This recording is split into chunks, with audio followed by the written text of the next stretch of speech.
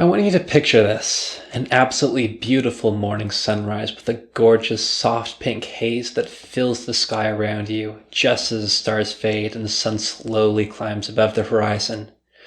A kilometer below you, you see the snow-covered trees peeking out above the morning fog and the rolling hills of the prairies, which stretches out as far as the eye can see. And behind you, the massive, snowy, jagged peaks of the Rocky Mountains, glowing in the early light of day.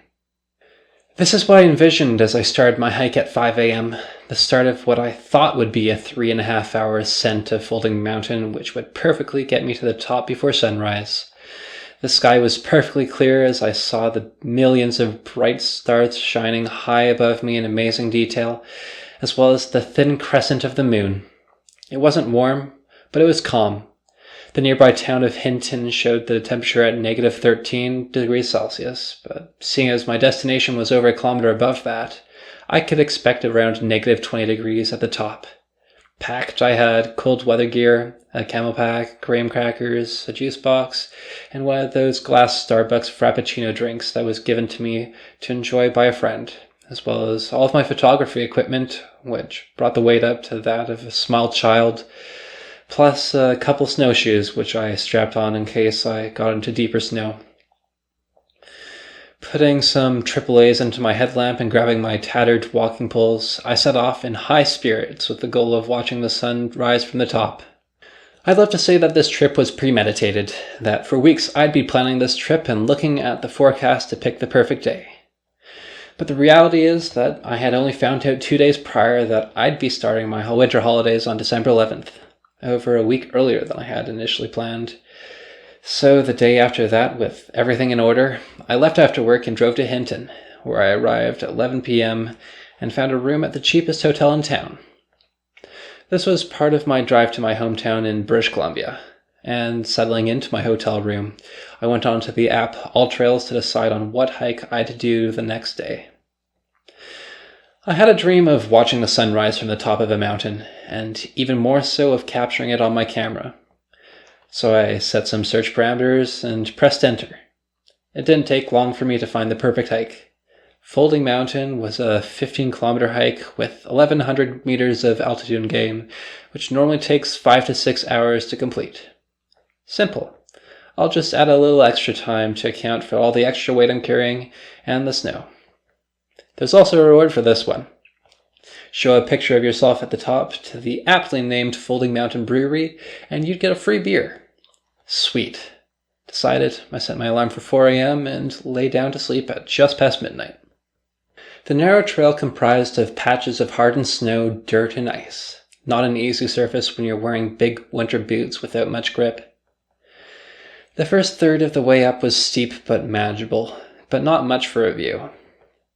It was within the thicker alpine trees and brush, so seeing the silhouette of the surrounding mountains amongst the stars was rare.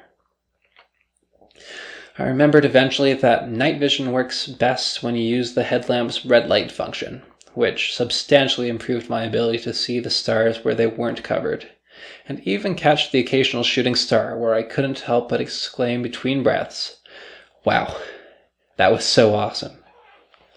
The path hadn't seen much use. In the snow, there was only one set of shoe prints alongside a dog, so I knew the chances of seeing another soul on this hike would be next to none. After the first part, things leveled out a bit, and there was sections of deeper snow, so I opted for the snowshoes. It was at the halfway point, however, that the tracks turned around, and thinking that this person had taken the wrong trail, I backtracked a bit to see if there was a diverging trail. Nope, so making my way forward again, I began the trudge through the snow, which had only been touched by wildlife, trusting that I'd be able to tell the path from the thinning trees. Up until this point, I had been using my camel pack for drinking water, and knowing that it freezes below zero, I frequently drank small amounts until I felt it warm back up as I replenished the colder stuff in the tube with the warmer water inside. This strategy was flawed, however, since it didn't take into consideration that I might forget to drink water a bit too long. This was precisely what happened as I began the final third of the ascent, where it became steeper once again. Panting for my labor, I brought the nozzle to my lips and anticipated the refreshing cold water that I would pour down my throat. But to my despair, nothing came out. Ice had formed in the tube. I spent a while furiously trying to get it flowing again, but alas, I finally gave up. Luckily, I did have my plastic water bottle as backup, which had turned into a slushie, so sticking that into my jacket pocket to try to prevent it from freezing further, I continued. There's a certain point in a project where you realize that your objective isn't in reach, that somewhere in your theory or planning, something went awry, and that completing it is impossible. As the sky started to lighten with dawn, I gazed up at what seemed like an eternity. The peak was still a ways away, and there was a lot more elevation left to scale. I gave in. There was no way I would reach the top in time for sunrise. What I thought would be sufficient time to do it wasn't nearly enough, and my efforts had been wasted. Or had they? The sunrise was no doubt going to be beautiful, regardless of whether or not I was at the top. I just had to make sure that I got to a good enough place to capture it. The trees were still thinning out, so finding a place that wasn't obstructed by them would be difficult. But I just needed to keep pushing and hope I'd catch a break. So now I was on a new race, and getting onto the ridge, I started to find hope. The colors began as I hiked up the snowy wind-crested ridge, and finally finding a space between the trees as the colors began to mature, I was ready to capture it. The camera batteries don't work well in the cold, so rather than having it freeze in my camera, I kept it in my glove and only took it out when I was ready to take a photo. It's not very comfortable, but it worked great. The whole time I kept my camera and favorite zoom lens slung over my shoulder on my sash, so I'd be able to capture photos in a moment's notice, but this came firstly at the consequence of it irritatingly knocking against me and provided no real benefit in the end. So taking the battery out of my glove and powering up the camera, I saw my composition. Nothing too impressive. A tree-covered mountain slope with a hill in the background, followed by the prairies covered in a low cloud. But the higher cloud's colors were nice orange and pink. Simply beautiful. The greatest challenge wasn't over for me yet. Regardless of whether or not I'd be seeing the sunrise from the top, I'd be completing this hike. However, seeing as how my snowshoes were poorly handling the steep, snowy surfaces, and it looked to be getting clearer, I decided that I'd ditch my backpack and snowshoes and do the rest of the climb with only the camera and bottle of water. It continued to get steeper, and it was at the point where I could only crawl 10 steps up the snow before taking a few breaths and proceeding with the next 10. All I could think about was counting those 10 steps and using the breaths as motivation to push. I was in sheer exhaustion with my lack of sleep and previous labor, and it was only when this started to level out that I could begin to get my breath back. Finally, I found a spot with a panoramic view where I could snap a string of photos to stretch across the mountains and to the prairies. The mountains around the entrance to Jasper formed a beautiful corridor, and the clouds from the prairies flowed into it like a slow-moving river, but evaporated at the entrance. The sun hadn't yet graced the peaks of the mountains, but they softly glowed in the morning light. After some photos and admiration, there was only one final stretch to the top, and this would prove to be the hardest part of the climb, or should I say scramble. This surface was different. It was a combination of rock, dirt, and gravel, but there was a little snow. The grade reached higher than 80%, and great care was required for me to avoid putting my feet somewhere where I'd slip and find myself meters below, or worse. This lasted for over 100 meters of grueling, slow gain, upon which I finally reached the top. You know the amazing feeling of accomplishment you get when you completed something you've poured a lot of effort into? Well, I don't know where that was when I finally summited the mountain. My heart was ready to explode, lungs ready to give up at me, and my brain hated every moment of that last climb. So it took a bit to unwind before I could start to enjoy my surroundings, and they were beautiful. It had taken me 6 hours to reach the top, not 3.5 I had anticipated.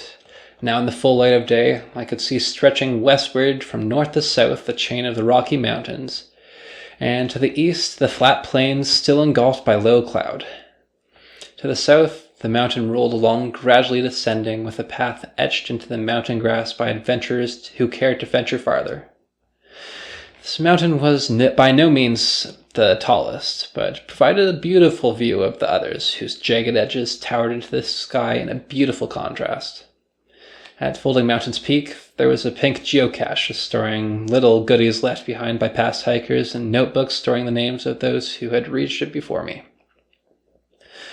Flipping through them, I found that I was the first person in over a month to scale this peak. So, writing my name, the date, and my Instagram handle, I finished this part of the journey. The struggle was far from over. I still had to slowly navigate down the steep terrain, which proved to be harder than going up it. Not on my cardiovascular system, but for avoiding slipping and also hurting my weak knees, which I'd put into braces. I also had a couple $1,000s of equipment by my side, so I wanted to be extra careful to make sure that they would make it down unscathed. When I made it down the loose scramble, it wasn't without flaw. I had one slip which brought me onto my back, but I had managed to recover from it quickly. Not too much longer, and I was back in my backpack and snowshoes. I had finished the small 500ml bottle of water when I reached the top, and now back at my pack, my fingers were crossed that the camel pack wasn't frozen inside. Luckily it wasn't, so I was able to transfer what was left in my bottle and drink the remaining. I was feeling a bit better about the rest of the way down, but that feeling can be deceiving. Putting back on my snowshoes and setting off, I began to realize that no matter which way you tried, going downhill on snowshoes was no easy task. The grip was next to useless, and their large surfaces were easy to trip on. Plus, being larger on the back, if you started sliding, they turned into the worst pair of skis. At first I tried countering this by going backwards, which I decided was a terrible idea as I got them caught up with each other, which sent me somersaulting backwards down the steep snow. Then, seeing if there was an effective way to do it while facing forwards, I found myself sliding uncontrollably down the snowy slope, just before losing balance and falling on my back, but this unfortunately was at a terrible time.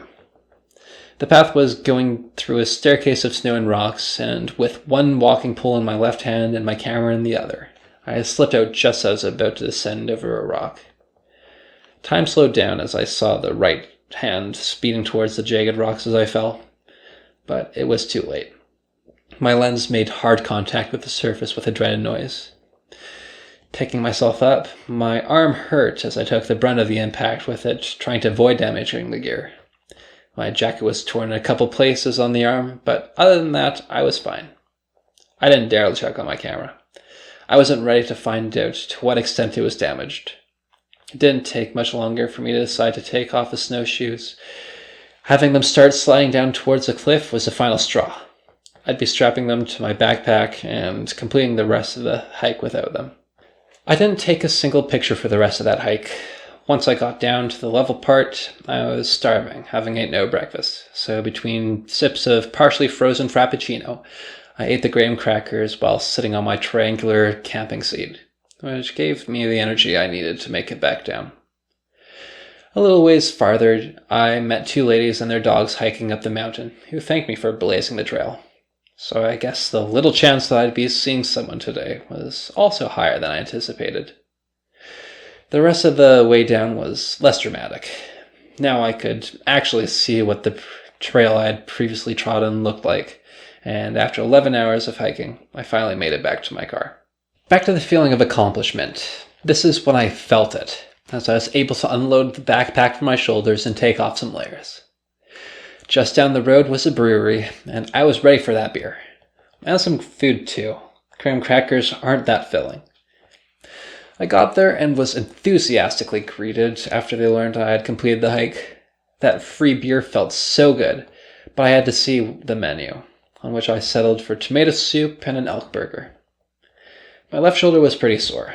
Apparently having the camera sashed between my backpack put a lot of extra strain on it, so it hurt to touch and move, but the delicious food helped to distract from that. I also found that the rocks had gashed my arm through my middle and base layers, and at least that one didn't hurt too much, but It wasn't pleasant peeling the glued polyester base layer off of my skin. I had one decision left to make. Would I finish my drive home today or stop along the way? First thing to get out of the way is that my license allows me to drive as long as my BAC is below 0.05%, which for me, one beer wouldn't get close. I decided that my best idea was to just start driving, and if I got tired, I'd find a place to stay. Last time I had done a large hike in Canmore, I had been in complete exhaustion and been in no shape to drive, but this time I was feeling a little bit more energetic. I still had an 8-hour drive ahead of me, so if I made it, I'd be arriving pretty late. Luckily, by some miracle, my energy kept up, and one time zone change later, I was pulling into the driveway of my old home just before my parents were going to bed. I'd say mission accomplished. What a day. Now, of course, there's one more thing left, and that's what the damage was. It wasn't until the next afternoon that I worked up the courage to find out. The worst case would be that the glass was broken, but I hadn't heard any jingling, so maybe that's a good sign. Turning on the camera and removing the lens cap, I looked through the viewfinder and all looked good. I turned the zoom, and that worked fine, but it was the focus ring where I couldn't say the same. The metal ring was bent in and wouldn't turn, and neither would the autofocus motor. I was ready to ship it off to Canada and bite the $300 price tag of hopefully getting it repaired, but just as I was about to pay for it, my father had a different idea. That I should try to fix it myself. So that's what I did. Loosely referencing a disassembly video, I got it apart and found that not only was the focus ring dented, but the internal metal frame too. Having it in pieces, the solution was to bang out the dents and sand it smooth. And after lots of the most precise work that hammers and wooden dowels could bring, it was back mostly to its previous shape. It wasn't perfect, but the focus ring was able to turn with little resistance, and the autofocus was able to function, just not over its full range without assistance. It was the experiences like that which have brought me to put more value on quality. I didn't have the right tools to prevent accident and mitigate risk. My snowshoes were bigger than what was suited for this hike, and keeping my camera on my sash was a terrible idea. I'd have saved myself either money or my equipment by getting a proper backpack strap mount had I spent the seemingly high cost of it, but although I didn't walk away unscathed by the experience, I did come away with a story and some nice photos to accompany it too. It didn't go as perfectly as I imagined it when I set out that morning at 5 a.m. I wasn't near the peak when the beautiful sunrise colors occurred, but one day I will be with the lessons I've learned from this one.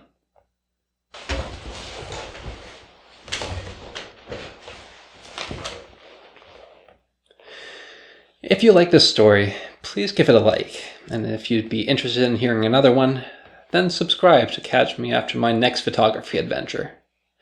You can catch me on Instagram as Samuel Clark Photo, and if you're interested in owning a part of this story, check out the link below to see the prints on Etsy. I hope you have a great 2021, and until the next time, see ya. That's a wrap. Whew.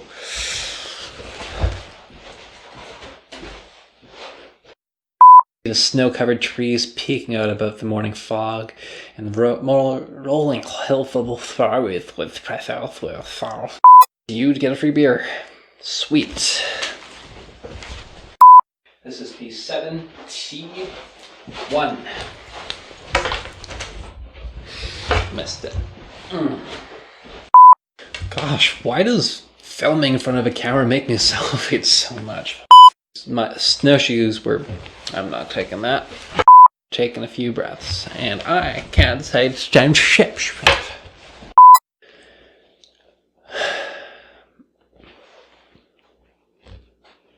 I'm just going to read this so I know what it's on the next time. Well, leather was such a bad idea on this table.